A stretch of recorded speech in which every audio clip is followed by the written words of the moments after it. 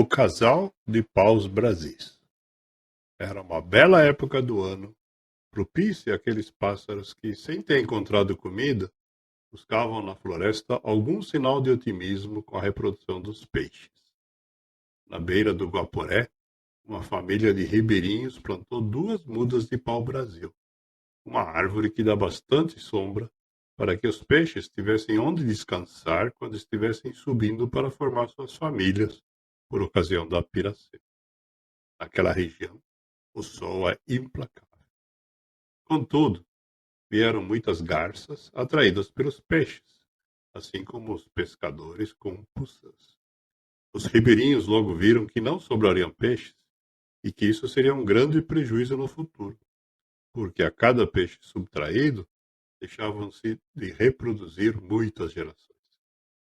As garças, muito exigentes, gostavam de repousar sempre nos paus-brasis à margem, porque eram elegantes e julgavam essas árvores como sendo os únicos locais dignos de se hospedar. Como não iriam reclamar dos pescadores com puçã, porque também tinham direito de alimentar suas famílias, os ribeirinhos resolveram então espantar as garças.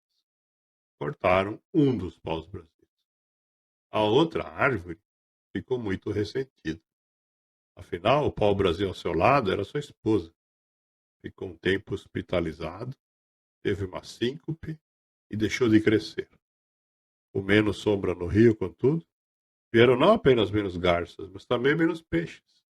As garças continuavam pescando e se hospedando no pau-brasil solitário, e os pescadores continuavam vindo pescar com suas puçãs.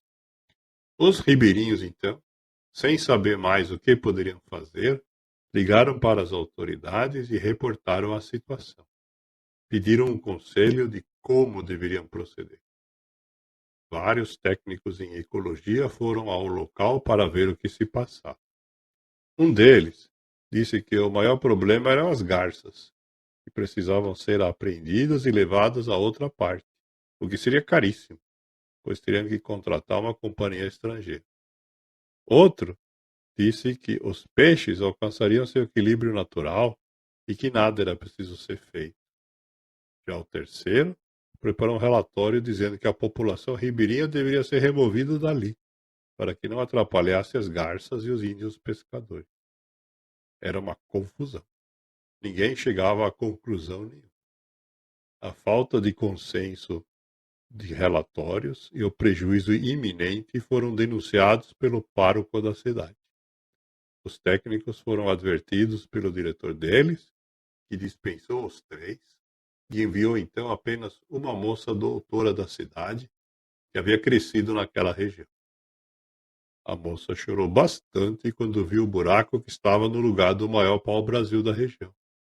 Aquela árvore havia sido plantada por uma amiga muito querida sua.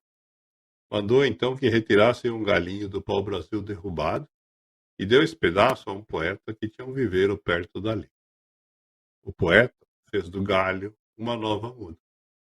Depois que essa muda estava muito, muito forte e alta, rogou que fosse plantada imediatamente.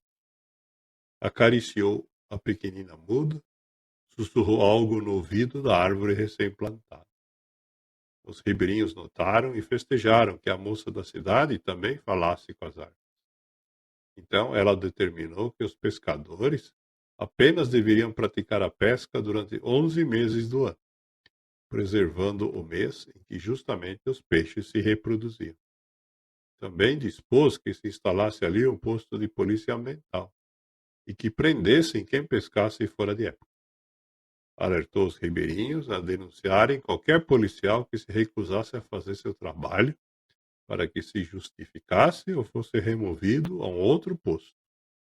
Também ordenou que do lado de dentro, os paus-brasis para a mata, os ribeirinhos fizessem um descampado de 10 metros ao longo da margem, apenas com arbustos pequenos para favorecer os gaviões. Assim, vieram muitos uiraçus, gaviões azuis e acauãs, e passaram a controlar a população de garças. O casal de paus-brasis voltou a crescer e ficou muito feliz, porque a esposa estava agora até mais forte que o marido. Com a nova situação de equilíbrio, Agradava muito aos dois ficar namorando e a ver os peixinhos.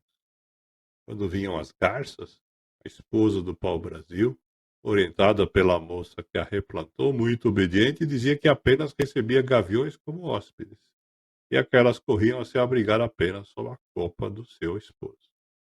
Assim, com muita gente, muita planta e muito bicho, e poucas regras, mas regras úteis e pensadas para o bem de todos, estabeleceu-se finalmente um novo equilíbrio. Moral da história: panela que muitos mexem não toma tempero. Extraído do livro Fábulas Botânicas de Ana Paula Arendt.